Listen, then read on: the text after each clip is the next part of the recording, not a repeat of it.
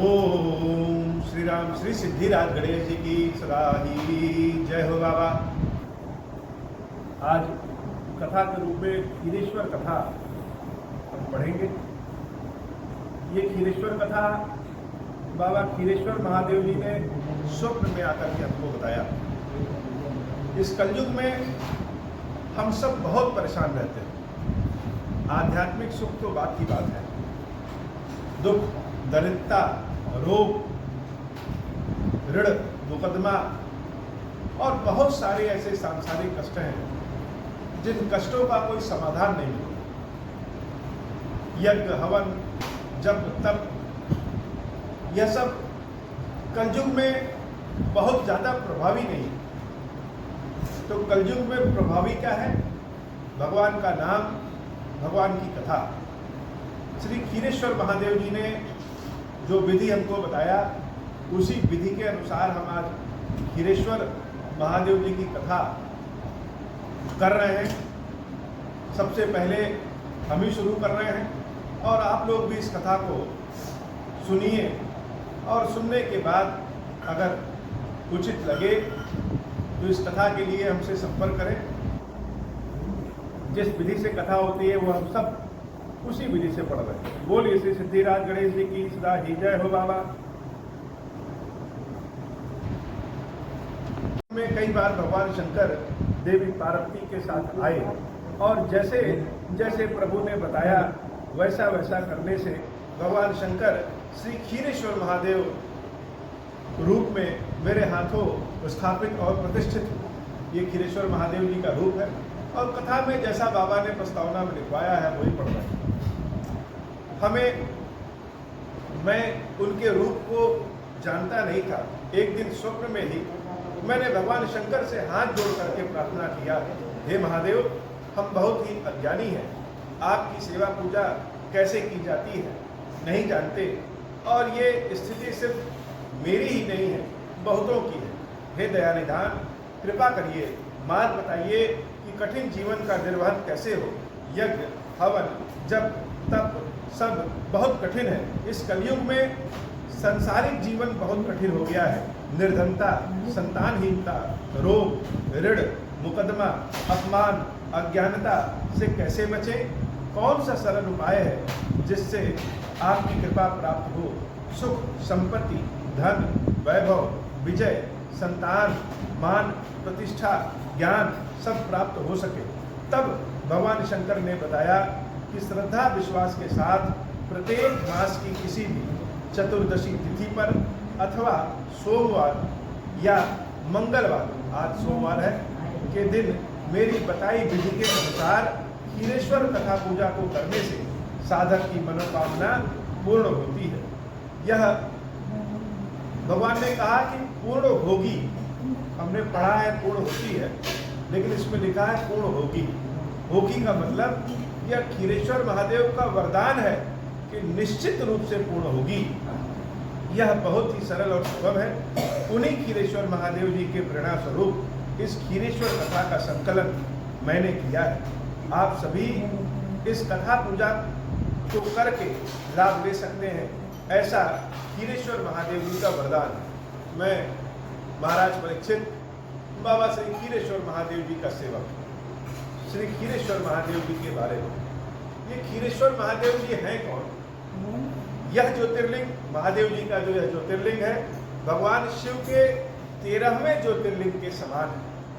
अभी तक पृथ्वी पर 12 ज्योतिर्लिंग ही ज्ञात हैं और यहाँ पर आने वाले श्रद्धालु इन्हें 13वां ज्योतिर्लिंग के स्वरूप में मानते हैं, जो कि अग्नि शिव के स्वरूप में है और स्वतः ही नर्मदा के पावन जल में प्रकट हुए। ये महादेव जी का जो यह स्वरूप है, इनको किसी ने बनाया नहीं है, यह स्वयंभू है और नर्मदा के पावन जल में प्रकट हुए हैं। मुझे भगवान ने दर्शन दिया और जैसे जैसे दर्शन दिए वैसे वैसे ये हमको प्राप्त हुए। बाबा यहाँ पर ज्योति के आकार के अर्धनारीश्वर स्वरूप है। इनका रूप देखिए, लोग कहेंगे ज्योतिर्लिंग क्यों? इनका रूप ही ज्योतिर्लिंग के आकार का है। जैसे दीपक में जो लौ जलती है, उसी लौ के समान इनका स्वरूप है और ये बाबा अर्धनारीश्वर है। भगवान शंकर और देवी पार्वती दोनों इस ज्योतिर्लिंग में है। इस स्थान पर माता पार्वती, खीरेश्वरी माता जी दोनों एक ही स्वरूप में है। बाबा अर्धनारीश्वर स्वरूप में है, जो कि जगत के आधार है। इस स्थान पर बाबा संपूर्ण परिवार, खीरेश्वरी माता जी, गणेश जी, कार्तिकेय जी, नंदी महाराज और रुद्र गणों के साथ पूरे जागृत अवस्था और कल्याणकारी स्वरूप में विराजमान है। यह ज्योतिर्लिंग कई अद्भुत लक्षणों से युक्त है। जैसे बाबा के ज्योतिर्लिंग पर दूध चढ़ाते समय ज्योतिर्लिंग के शीर्ष भाग पर डमरू सहित त्रिशूल की आकृति उभर के आती है तथा अग्रभाग पर ओम की आकृति का दर्शन होता है। महादेव जी को जब सुबह अभिषेक करते हैं और इनको दूध चढ़ाते हैं तो ऊपर ओम, त्रिशूल और डमरू सब कुछ स्पष्ट रूप से दिखता है। यह मंदिर माता पार्वती, खीरेश्वरी माता जी कृपा और हनुमान जी के आशीर्वाद के फलस्वरूप स्थापित हुआ है। इस मंदिर की देखभाल, पूजा पद्धति का विकास सब कुछ स्वयं माता पार्वती, खीरेश्वरी देवी करती हैं। यहाँ पर एक नाग नागिन का जोड़ा भी है, जो कि गुप्त रूप से बाबा के दर्शन करने के लिए आते हैं और कभी कभार श्रद्धालुओं को भी दर्शन देते हैं। इनके अलावा कई अदृश्य शक्तियाँ भी इस मंदिर में विराजमान है, जिसका अनुभव कभी कभी उस समय उपस्थित लोगों को भी हो जाता है। एक बार बाबा जी को हम लोग स्नान किए, दशहरा का दिन था, स्नान कराए, बेलपत्र लगाए, तो महादेव जी की स्पष्ट रूप से आंखें फोटो लेते समय आ गई। वो फोटो भी हम आपसे भविष्य में शेयर करेंगे। और ऐसे ही एक दिन महादेव जी की आषाढ़ अमावस्या के दिन भस्म आरती हो रही थी, तो उस समय जो बाबा की फोटो ली गई तो एक ऐसा प्रकाश महादेव जी से निकला, और जहाँ पे श्री हनुमान जी महाराज का मंदिर है वहाँ पे प्रकाश से ही मंदिर बन गया। यह सब अद्भुत बातें हैं जो हम बता रहे हैं। बाबा के खीरेश्वर स्वरूप का दर्शन सबसे पहले महाराज दशरथ जी को हुआ था। भगवान राम के अवतार के समय महाराज दशरथ जी ने पुत्र कामना यज्ञ किया, तो प्रसन्न होकर बाबा शिव और माता आदि शक्ति अर्धनारीश्वर स्वरूप में अग्नि शिव भेष में प्रकट हुए एवं उस परम ऊर्जा राम के अवतार के लिए प्रसाद स्वरूप महाराज दशरथ जी को पायस, खीर प्रदान किए। अपने प्रिय राम के धरती पर अवतरण के लिए स्वयं बाबा शिव अपने हाथों से खीर के स्वरूप में परम ऊर्जा राम को महाराज दशरथ जी को प्रदान करते हैं। तभी से महादेव का यह स्वरूप खीरेश्वर महादेव कहलाया। पुनः कृष्ण अवतार में अग्निशिव खीरेश्वर महादेव के रूप में आकर भगवान श्री कृष्ण को चक्र और अर्जुन को दांडीव प्रदान करते हैं। बाबा का यह रूप अग्निशिव है, जिस कारण महादेव को यह खीर प्रसाद स्वरूप करता है, जो कि ज्योतिर्लिंग की एक विशेषता है। बाबा को खीर एवं राम नाम बहुत प्रिय है। बाबा को खीर का भोग लगाने व राम नाम सुनाने वाले भक्त की समस्त मनोकामना माता खीरेश्वरी देवी एवं बाबा खीरेश्वर महादेव जी पूर्ण करते हैं। बाबा से बड़ा कष्ट भी यहाँ बाबा को खीर चढ़ाने और राम नाम सुनाने से अवश्य ही कट जाता है। इस दिव्य मंदिर का दिव्य मंत्र है ओम श्री राम। ओम अर्थात भगवान शंकर, श्री अर्थात देवी पार्वती, और शंकर और पार्वती ही मिलकर के इस राममय संसार का निर्माण करते हैं। तुलसी बाबा भी लिखते हैं मंगल भवन मंगलहारी, उमा सहित जही जपत पुरारी। तो मंगल भवन अमंगलहारी, जो मंगल ही करे, अमंगलों का नाश करे, और जिसका नाम उमा सहित, उमा अर्थात श्री, सहित जही जपत पुरारी राम, अर्थात उमा सहित जही जपत पुरारी अर्थात भगवान शंकर। तो शंकर भगवान और पार्वती भैया ओम और श्री मिलकर के ही राममय संसार को बनाए हैं। इसलिए इस दिव्य ज्योतिर्लिंग का, मंदिर का, स्थान का मंत्र है ओम श्री राम। ये तो हम आप लोगों को अभी तक खीरेश्वर महादेव जी के बारे में बता रहे हैं, लेकिन खीरेश्वर महादेव जी की कथा पढ़ने का फल क्या है? तो कथा पढ़ने का फल, इस कथा पूजा को प्रत्येक महीने करने से साधक की सभी शुभ मनोकामना पूर्ण होती है।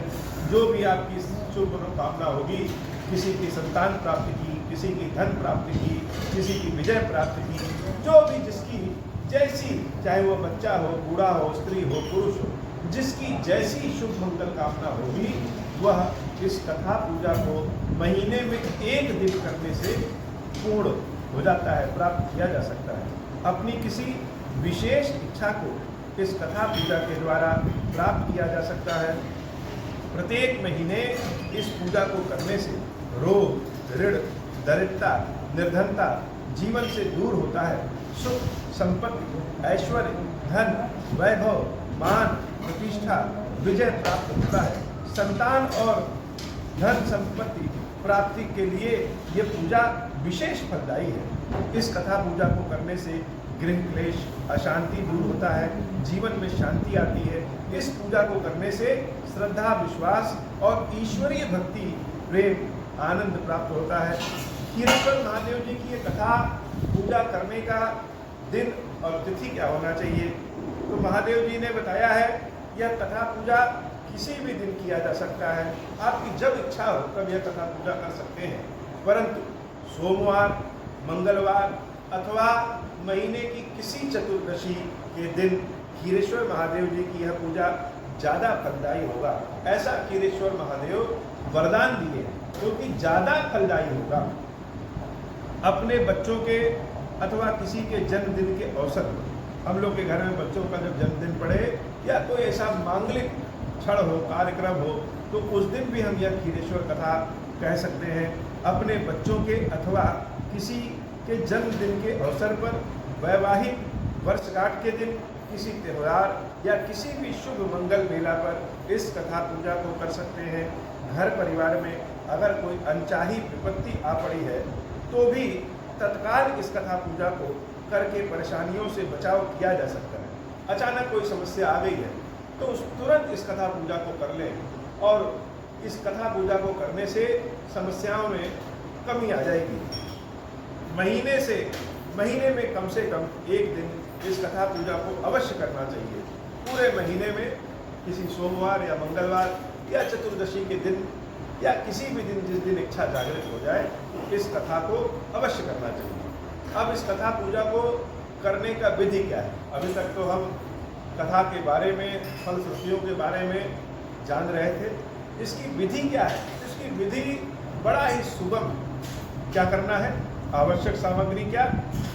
घी का एक दीपक, एक घी का दीपक जैसे जल रहा है ऐसे घी का दीपक हो, और खीर अपने घर पर श्रद्धा भाव से, महादेव जी को खीर बहुत प्रिय, तो हम क्या करें कि थोड़ा सा खीर अपने घर पे बड़े श्रद्धा भाव के साथ, और जो मनोकामना हो, जिस चीज़ की इच्छा हो, उस चीज़ को सोचते हुए राम नाम, ओम श्री राम सुनाते हुए खीर बना दें। और खीरेश्वर महादेव जी की फोटो और खीरेश्वर कथा पुस्तिका।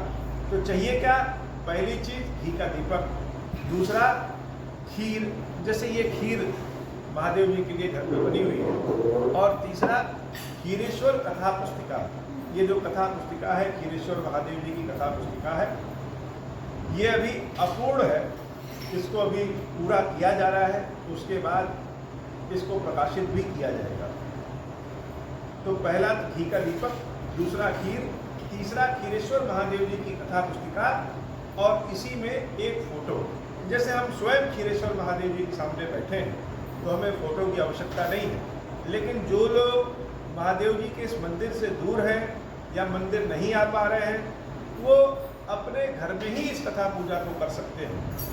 उसके लिए खीरेश्वर महादेव जी की एक फोटो प्रिंट करवा लीजिए, या इस पुस्तिका में संलग्न रहेगी, और उन खीरेश्वर महादेव जी की फोटो पे ही भगवान की पूजा कर लीजिए। कथा पूजा विधि। अब विधि क्या है? विधि यह है कि इस कथा पूजा को करने के लिए व्रत रहना जरूरी नहीं। मान लीजिए जिस दिन इस कथा पूजा करना है, कोई जरूरी नहीं है कि आप व्रत हैं कि नहीं। अगर आप व्रत अपने श्रद्धा भाव से रह सकते हैं तो रह लीजिए, या फिर नहीं है तो भी कोई बात नहीं। एक बात और बता दें कि भगवान शंकर की पूजा खा पी के की जाती है, क्योंकि इनकी पूजा बड़े भाव वाली है, बड़ी शक्ति वाली होती है। बिना खाए पिए कहाँ इनकी पूजा संभव है। अपनी इच्छा अनुसार व्रत रह सकते हैं। यह भाव की पूजा है। जितना सुंदर भाव होगा, खीरेश्वर महादेव उतनी जल्दी प्रसन्न होंगे। महादेव भाव के भूखे हैं, तो हमारा भाव जितना अच्छा रहेगा, खीरेश्वर महादेव उतनी जल्दी प्रसन्न होंगे। इस कथा पूजा को कहाँ करना चाहिए? तो कथा पूजा को आप अपने घर पे, दुकान पे, प्रतिष्ठान पे, मंदिर पे, तीर्थ आदि में, नदी किनारे, कहीं भी कर सकते हैं। जहाँ आपकी इच्छा हो वहीं कर लीजिए। इस कथा पूजा को अगर आप खीरेश्वर महादेव मंदिर में कर रहे हैं तब तो सर्वोत्तम। अगर इस मंदिर में ही आकर के कथा पूजा कर रहे हैं तो उससे ज़्यादा उत्तम कुछ हो ही नहीं सकता। इस कथा पूजा को स्वयं अथवा किसी ब्राह्मण या किसी भी ज्ञानी जन के द्वारा किया या कराया जा सकता है। इस कथा पूजा को किसी ब्राह्मण के द्वारा भी करा सकते हैं, अथवा ये पुस्तिका जो है इसको स्वयं पढ़ करके इस कथा पूजा को कर सकते हैं। कथा शुरू करने से पहले अपने घर में खीर बना लीजिए। महादेव जी को उसी का भोग लगता है। पूजा के बाद वही खीर साथ में स्वयं भी खाएं और दूसरों को भी बांटें। सर्वप्रथम स्वच्छ होकर, साफ सुथरे वस्त्र पहनकर, परिवार, बंधु बांधव, हित मित्रों सहित उचित आसन पर बैठ जाएं। पूजा के लिए अपनी सामर्थ्य और इच्छा अनुसार पूजा मंडप, रंगोली आदि बना सकें तो बना लें। फिर उस मंडप में एक आसन पर खीरेश्वर महादेव जी के फोटो विग्रह को श्रद्धापूर्वक रख लें। खीरेश्वर महादेव जी के समक्ष घी का दीपक प्रज्वलित कर लें और फिर हाथ जोड़कर निम्नलिखित चौपाई को पढ़ें। अब बाबा का ये मंदिर है, यहाँ महादेव स्वयं विराजित हैं और सारा रंगोली सब कुछ इस मंदिर में पहले से बना है, तो यहाँ कुछ बनाने की आवश्यकता नहीं है। अब इस कथा पूजा को हम कर रहे हैं तो घी का दीपक जला दिए और घी का दीपक जलाने के बाद क्या करेंगे? सबसे पहले श्री सिद्धिराज गणेश जी की स्तुति की जाती है। तो बहुत से ऐसे चीज़ें हैं जो सामान्य रूप से भी हम लोग को नहीं पता है, इसलिए यह कथा पूजा बस इसको पढ़ लीजिए, पढ़ते पढ़ते भाव उत्पन्न हो जाएगा। तो सबसे पहले श्री सिद्धिराज गणेश जी की, अब यहाँ से कथा पूजा शुरू हो रही है। ओम श्री राम, ओम श्री राम। और फिर हाथ जोड़कर क्रमशः निम्नलिखित चौपाई को पढ़ें। आज सोमवार का दिन है तो हम यह कथा सुना रहे हैं और सुनने वाले हित मित्र बंधु बांधव, मेरे हित मित्र बंधु बांधव, सबसे ज़्यादा बंधु बांधव तो इस मंदिर में जो हमारे विग्रह स्वरूप में हैं, जैसे गणेश जी, कार्तिकेय जी, नंदी महाराज और भी ऋषि मुनि जो भगवान शंकर के ही स्वरूप में हैं, लक्ष्मी नारायण हैं, इन सबको ही हम कथा सुना रहे हैं। यही सब हमारे कथा सुनने वाले हैं और खीरेश्वर महादेव जी तो साक्षात हैं। अब भगवान गणेश जी की पूजा और यह जो चौपाई लिखी है, इस चौपाई में सबकी पूजा जिसकी जिसकी आवश्यकता होती है सब हो जाता है।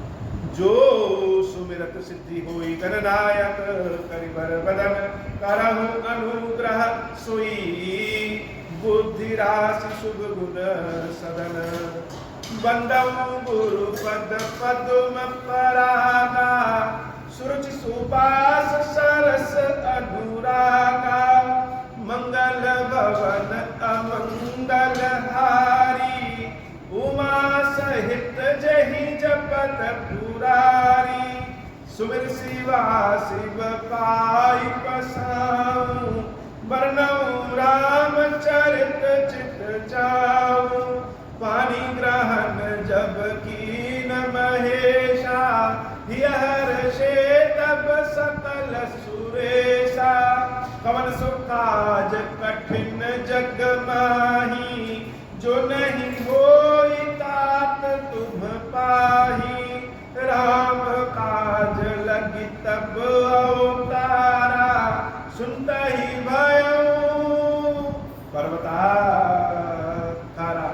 इसी चौपाई में गणेश जी की भी वंदना है, भगवती पार्वती और भगवान शंकर खीरेश्वर महादेव जी की भी वंदना है और गुरु स्वरूप में जिन्होंने ओम श्री राम का मंत्र दिया था, ऐसे गुरुदेव श्री हनुमान जी महाराज की भी वंदना है।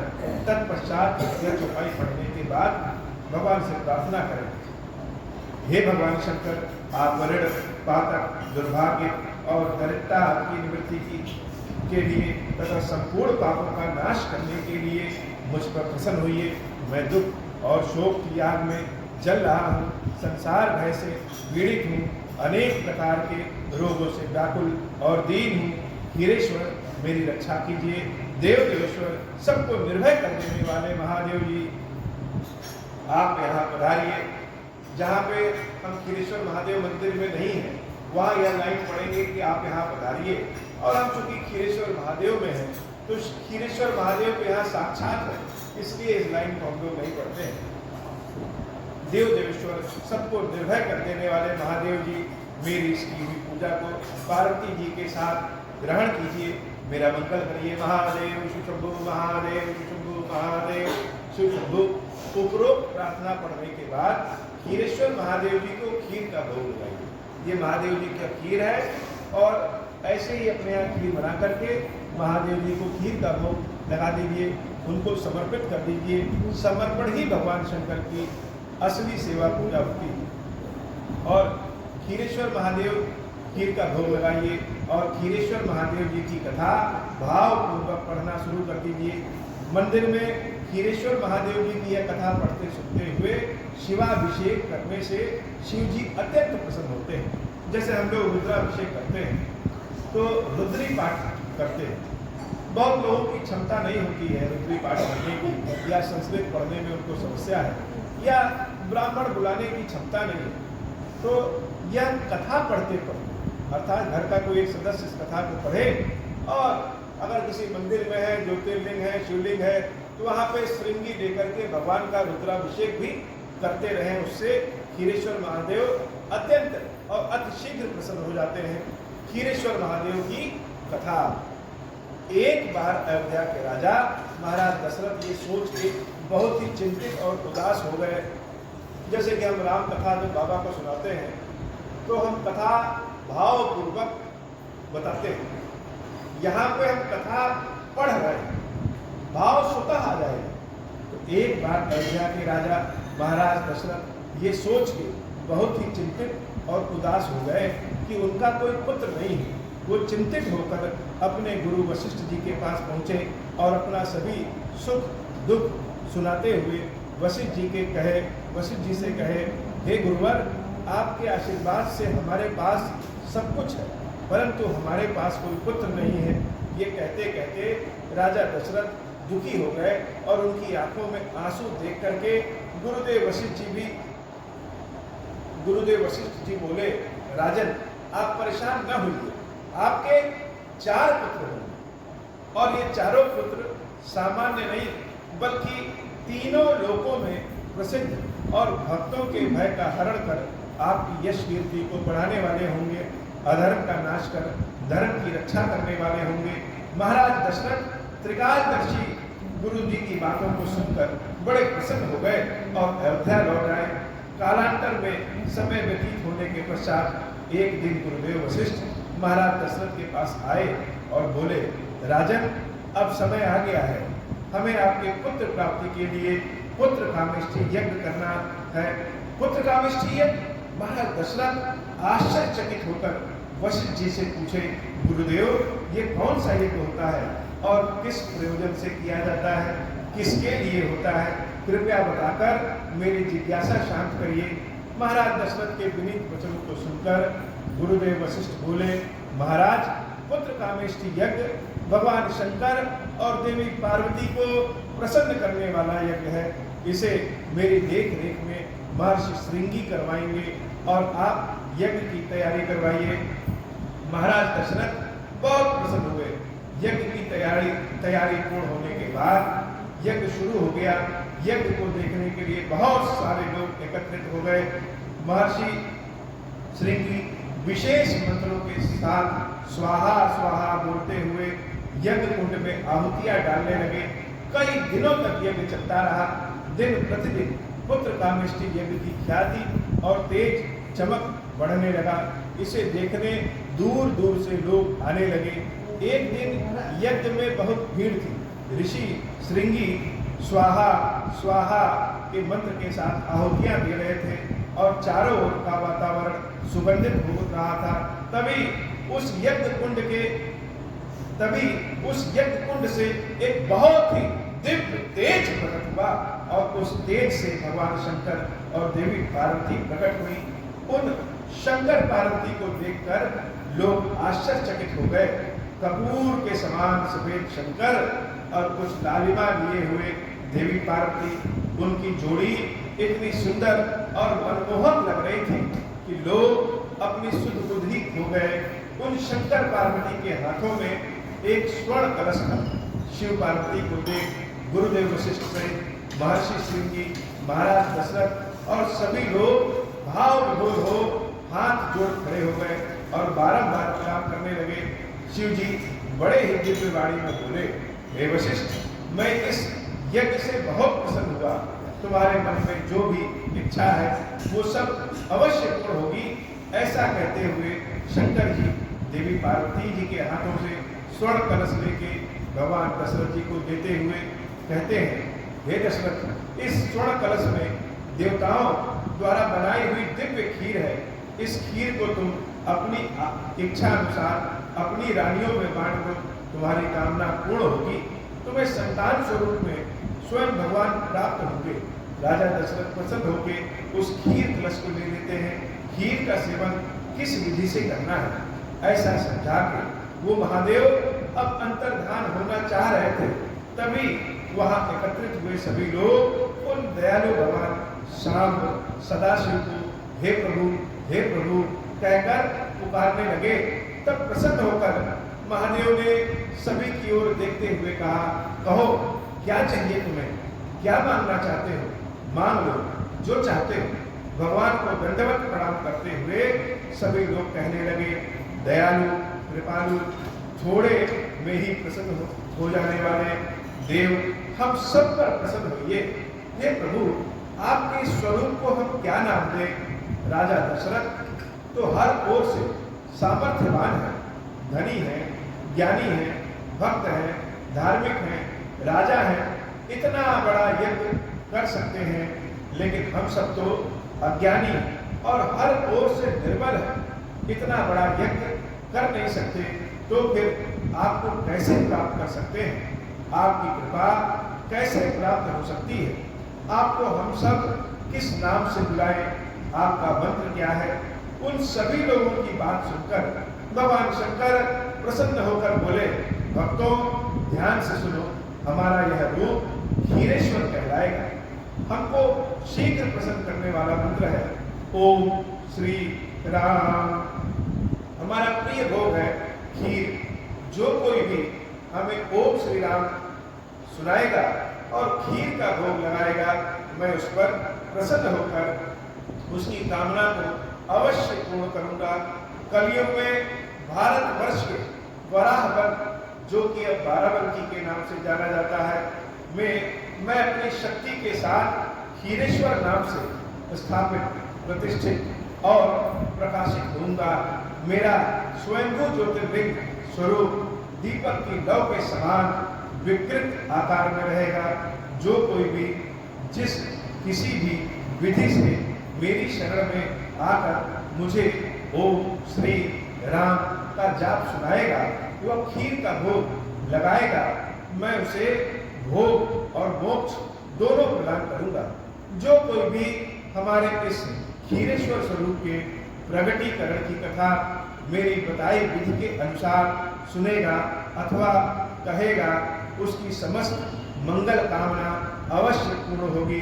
राजा दशरथ की भांति मैं उस पर प्रसन्न होकर उसे धन, पद, प्रतिष्ठा, संतान, उत्तम स्वास्थ्य और सब कुछ प्रदान करूंगा। क्षीरेश्वर धाम में मैं अपने समस्त कलाओं के साथ सदैव उपस्थित रहूंगा। इस धाम के प्रति श्रद्धा विश्वास रखने वाले भक्तों की रक्षा मैं स्वयं करूंगा। ऐसा कहकर क्षीरेश्वर कथा विधि समझाकर वो क्षीरेश्वर महादेव क्षीरेश्वरी महादेवी के साथ सबको आशीर्वाद देकर के अंतर्धान हो गए। महाराज दशरथ उन क्षीरेश्वर महादेव जी के द्वारा दिए हुए खीर को 2 भागों में बांट देते हैं। फिर आधे भाग को महारानी कौशल्या जी को खाने के लिए देते हैं और आधे बचे हुए भाग को पुनः 2 भागों में बांटकर एक भाग महारानी कैकेयी जी को देते हैं और शेष बचे हुए भाग को फिर से 2 भागों में बांटकर एक भाग कौशल्या जी को और एक भाग कैकेयी जी को दे देते हैं। अब की बार के पाए हुए भाग को दोनों महारानियां महारानी सुमित्रा जी को दे देती हैं। इसी कारण देवी कौशल्या के एक पुत्र स्वयं भगवान श्री राम, देवी कैकेयी को एक पुत्र भरत जी और देवी सुमित्रा को 2 पुत्र लक्ष्मण जी और शत्रुघ्न जी होते हैं। खीर का वितरण अभी हो ही रहा था, तभी खीर के सुगंध से प्रेरित होकर एक पक्षी बहुत तेजी से उड़ता हुआ आया और खीर का झपट्टा मारकर खीर का कुछ भाग लेके उड़ गया। बहुत दूर उड़ने के बाद वो पक्षी एक पहाड़ पर बैठ के खीर खाने ही वाला था, तभी एक हवा बहुत तेज चली, जिसके कारण वो खीर उसके हाथों से छूटकर हवा के साथ उड़ गया। थोड़ी ही दूर पर एक देवी तपस्या कर रही थी। हवा के कारण जो खीर उन देवी के कानों में, हवा के कारण वो खीर उन देवी के कानों में गिर गई और फिर कानों से होते हुए उनके गर्भ में जा पहुंची। उन देवी का नाम था अंजनी। उसी कारण उनका जो पुत्र हुआ उनका नाम पड़ा आंजनेय, जिन्हें लोग राम भक्त हनुमान जी के नाम से जानते हैं। देवी अंजनी के पति का नाम था केसरी, इसलिए हनुमान जी को केसरी नंदन कहते हैं। वो खीर हवा अर्थात पवन देव के माध्यम से और देवी अंजनी के कानों में पहुंचा। वो खीर पवन देव के माध्यम से देवी अंजनी के कानों में पहुंचा, इसलिए हनुमान जी को पवन पुत्र भी कहते हैं। खीर स्वयं शंकर जी ने दिया था, इसलिए हनुमान जी को शंकर सुवन भी कहते हैं। इस प्रकार भगवान शंकर महादेव जी की महिमा से यज्ञ राजा दशरथ, इस प्रकार भगवान शंकर खीरेश्वर महादेव जी की महिमा से महाराज दशरथ जी को खीर प्राप्त हुआ और उसी खीर के माध्यम से जगत के तारणहार स्वयं परम भगवान राम अपने अंशों सहित लक्ष्मण जी, भरत जी और शत्रुघ्न जी और सेवक हनुमान जी सहित अवतार देते हैं। बोलिए खीरेश्वर महादेव जी की सदा ही जय हो। बोलिए बजरंगबली श्री हनुमान जी महाराज जी की सदा ही जय हो। ओम श्री राम। अब हो प्रसन्न प्रभु मोह पर। यह कथा पढ़ने के बाद भगवान की यह स्तुति अर्चना पढ़नी चाहिए। यही भगवान की आरती भी है और यही भगवान की श्रद्धा भाव से हमारे मन की कामना है।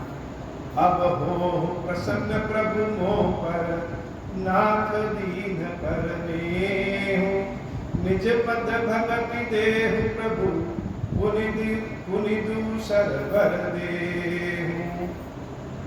तब माया वश जीव जड़, संतत पिरहि भुलाना, हम पर क्रोध न करिय प्रभु, कृपा सिंधु भगवान। शंकर दीन दयाल, अब हम पर हो कृपाल। साप अनुग्रह होई जहि विधि, नाथ थोरहि काल। दीन दयाल बिरद संभारी, हरहु नाथ मम संकट भारी। जहि विधि होई नाथ हित मोरा, करहु सुबेगी जानि दास मैं तोरा। राम राज बैठे त्रैलोका, हर्षित भय गए सब शोका। जे सकाम नर सुनहि जगावहि, शुभ संपत्ति नाना विधि पावहि। जो इच्छा करिहु मन माही, हरि प्रसाद कछु दुर्लभ नाही। मंगल भवन अमंगल हारी, उमा सहित जहि जपत पुरारी। बोली श्री खीरेश्वर महादेव जी खीरेश्वरी मैया की सदाही जय हो। यहाँ पे भगवान की कथा आरती संपूर्ण होती है और कोई भी कथा कहने के बाद, सुनने के बाद दक्षिणा का प्रावधान है। तो इस कथा में दक्षिणा के लिए क्या भगवान ने कहा है? शास्त्रों में ऐसा वर्णन है कि बिना दक्षिणा के उत्तम फल की प्राप्ति नहीं हो सकती। इसलिए इस कथा पूजा को करने के बाद खीरेश्वर धाम को कम से कम 1000 रुपये अवश्य दक्षिणा दें।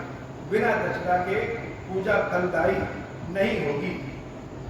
भगवान ने कहा है कि नहीं होगी, अर्थात निश्चित रूप से दक्षिणा देना ही है। खीरेश्वर महादेव जी की सेवा अदृश्य रूप से महादेव जी के ही रूप में श्री राज शंकर, जो कि भगवान विष्णु के चक्र सुदर्शन के अवतार हैं और राज राजेश्वर कार्तवीर सहस्त्रार्जुन के नाम से जाने जाते हैं, जी सदैव करते रहते हैं। महादेव के वरदान से राज शंकर जी के पास 1000 हाथ थे और वो अपने समस्त 1000 हाथों से खीरेश्वर महादेव जी की सेवा व खीरेश्वर धाम की रक्षा हमेशा करते रहते हैं। साथ ही साथ ये राज शंकर खीरेश्वर भक्तों के ऊपर सदैव कृपा करते हैं और उन्हें अकाल मृत्यु से भी बचाते हैं। इसलिए इनके प्रत्येक हाथों में कम से कम 1 रुपए की दक्षिणा अवश्य रखनी चाहिए। इस तरीके से 1000 हाथों के लिए दक्षिणा रुपया 1000 अवश्य दें। आप अपनी श्रद्धा अनुसार अधिक भी दे सकते हैं। दक्षिणा न होने की स्थिति में मात्र 10 रुपए ही देकर श्री राज शंकर जी को प्रणाम कर लें।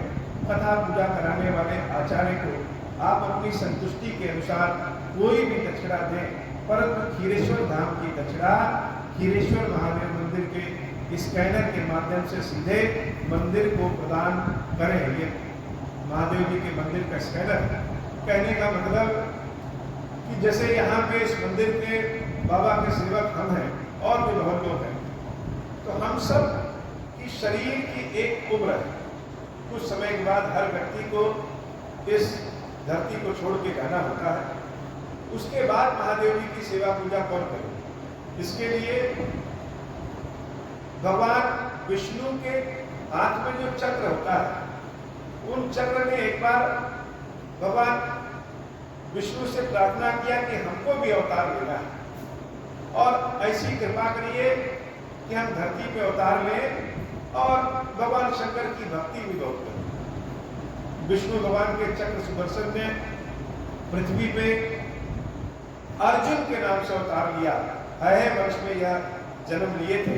इनके पिता का नाम कार्तवीर था, इसलिए इनका पूरा नाम कार्तवीर अर्जुन था।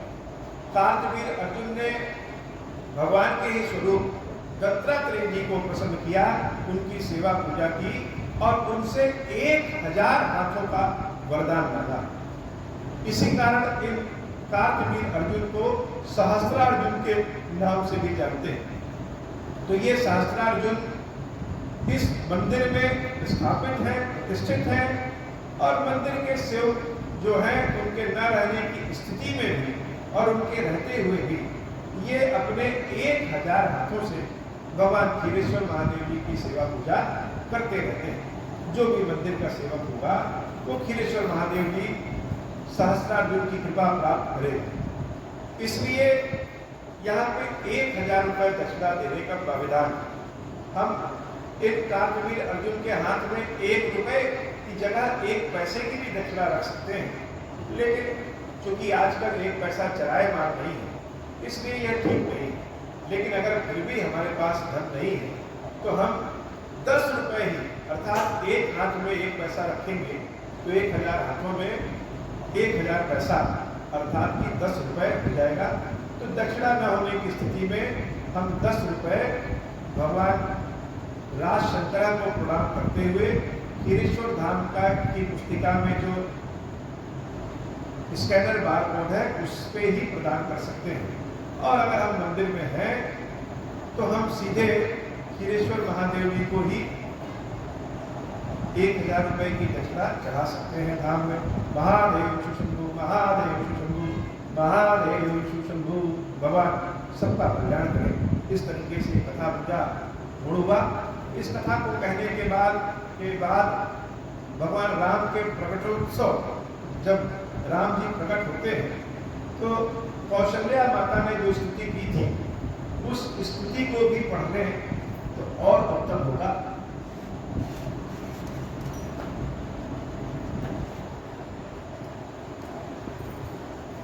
ओम श्री राम, ओम श्री राम, ओम श्री राम, ओम श्री राम, ओम श्री राम, ओम श्री राम।